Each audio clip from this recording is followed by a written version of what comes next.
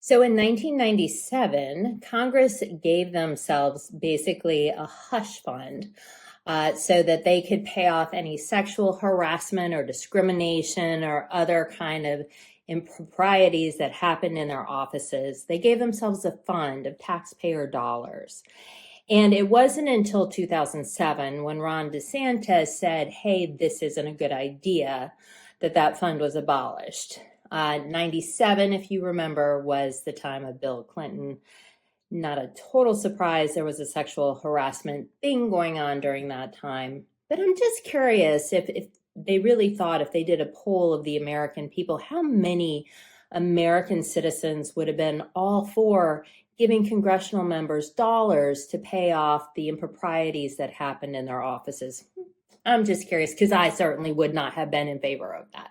You know, it's been kind of a historical thing in the United States where the leadership and the citizens haven't always seen eye to eye. George Washington called this out. He called out factionalism. Basically, he said people are going to divide into he was seeing it in his day. People are going to divide into factions and they're going to misrepresent each other, because that's what they were doing in his day. And then you had Abraham Lincoln, and he basically said he was concerned because there might be a moral and civic discord that happened in the United States that would lead the United States to implode. Both Washington and Lincoln were afraid of that. And then you have Thomas Jefferson. He was very concerned about internal corruption and apathy. And they were not wrong. We have seen all of those, and we are seeing all of those today, and I'm going to go over them. I just saw, it was a photo of the lady who is in charge of the Department of Education, and the photo tape said, and I quote, "Students in this country are getting too blazingly literate." Did that happen? No, that did not happen. She never said that. Fox News never put it on the ticker. It's satire. But because of the climate we're in, people were posting it like it had actually happened. There's a misrepresentation, and in any religion, but in the Christian faith, it's there's a commandment about it. Thou shalt not bear false witness. In other words, you should not lie. You should not put words in other people's mouths. You should not do any of this. And every religion has a variation of that. But I have seen so much of this, of people putting tickers around things people have said. And with AI, you can, it's crazy what people have been able to say other people have done. So just keep your eyes out for that one. Now let's talk about Lincoln. Lincoln was very concerned about moral decay in this nation. Right now, Speaker Johnson, Speaker of the House, is refusing to confirm one of the new congressional members, because if he does, it will lead to another vote that calls for the release of the Epstein files. They don't want those released. Do not, because there are a lot of very important people, the president and a lot of other business leaders, who are going to get caught in those files. So in order to not get them released, they are disobeying the Constitution, basically, and not confirming the new member. That is internal moral decay within the United States. Jefferson, let's get to him, and let's talk about what's going on in the Department of Defense. They are saying that all journalists have to agree to this pledge to only report on the information that is given to them. So therefore, any story that is not part of the Department of Defense's narrative is not to be published. And they are supposed to agree to this if they are to report and get information from the Pentagon. Even the people who are in the Pentagon think that's a terrible idea. But no, that keeps the narrative. It keeps a smoke screen up between us, the people who, Department of Defense is the biggest taxpayer user, by the way. It keeps a distance between us and the truth, which is just not okay. Perhaps the most interesting person to pay attention to was Khrushchev. And some of us will remember he was the head of Russia for a long time. And he basically said if Russia wanted to destroy the U.S., they would collapse it internally. In other words, they would use the U.S. against itself. And I don't know if you've been paying attention to all the bots on social media, but a lot of them are Russian bots. They're also from all other places. But I'm just picking on Russia specifically because Khrushchev was right. These bots trigger people. That's all they're there to do.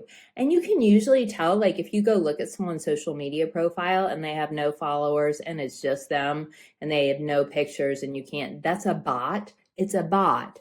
So all it's doing is trying to poke the bear so that people within the United States move into a state of conflict. Why is this important? Because a country is only as strong as we are together. When we divide, we know we are not strong. But the more you poke the bear, the more people come apart. So let's talk about the We the People Rise movement, because this is actually really fun. It's really exciting. It's brand new. It's like, woo, super awesome. So I'm the founder, Kristen Heemstra. And this movement it's really about getting to the truth and transparency, because I'm all about the truth and transparency. Like, I will fight for the truth and transparency. I don't care how ugly it is, because once you know the truth, as Jesus said, it will set you free. Right now, a lot of people are holding their cards very close, and we don't have any idea what's going on in our country, and that is not okay. And the other thing is, I have seen recently, as I know a lot of people have, just a total breakdown in the Discord. I mean, people, and I'm calling out myself as well, but some of y'all, I see what you post on social media. The name calling is ridiculous. Orange clown, libtard. What are we, in third grade? I mean, let's grow up. We are the adults in the room. So calling other people names, while it may make you feel better, it might make you feel like you got, something up on them because you called them a bad name. Please, for the love of God. I mean, really, if you want to disagree with someone, I am all for it. I'm all for calling people out who are liars and cheats and thieves. Call them out, but call them out like an adult would, not like a third grader would. No, because that is not going to help you win your case. But let's talk about what will help you win your case, because you know what? We got a lot of things we need to be paying attention to. There are a lot of things going down in the U.S. right now that are not okay. So what do you do? Because I know a lot of people feel powerless, because the way our system is set up is that there's an assumption that people are going to follow the rules, like they're going to confirm members when they have been elected into Congress, that they are going to follow the rules when the court gives its decision, and that's going to be the decision that stands, and that one branch of the government isn't going to ignore what the other branch of the government is doing. All that is going on right now. That's all constitutional violations. So We the People Rise, we are about the Constitution. Absolutely. That document, it's a living, breathing document. It's pretty damn good. Does it need to be tweaked? You could argue it does, because if it didn't, we wouldn't be in this mess we're in right now. But here are some things that you can do. Just bug the snot out of your congressional member. Show up at their door, in their office. Do not leave. You can call them. You can write them. You can go to their offices. Will they see you? But the more annoying you are, the more they're going to pay attention. And I'm telling you that I worked in a government office. I worked for the public school system for a long time. And you know who gets the most attention? The person who's calling all the frickin' time. The person who's like, hey, I'm still here. So be persistent. Next thing you can do, get your opinions out there in the form of editorials. Let people know what you're thinking. Let people know what's okay and what's not okay. Because right now, so many people don't know what to believe, and this is what people are doing, and this on both sides. If they don't like the news, then they say, I don't know, I can't believe anything anymore. I just can't. Because people are lazy. Do not be lazy. Go find out if it's the truth. You owe it to your fellow countrymen to go find out. If you don't know if something's true or not, go find out. And don't get your source from one source.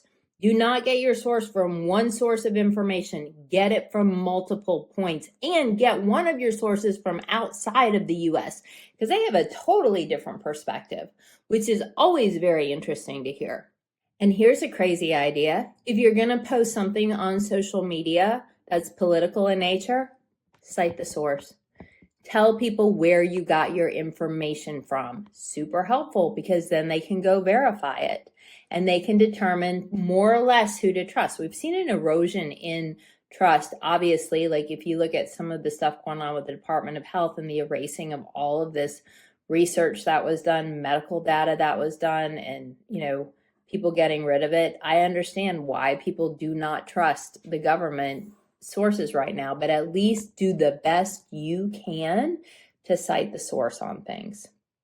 And if we do these and show up. If there is a cause you believe in, march.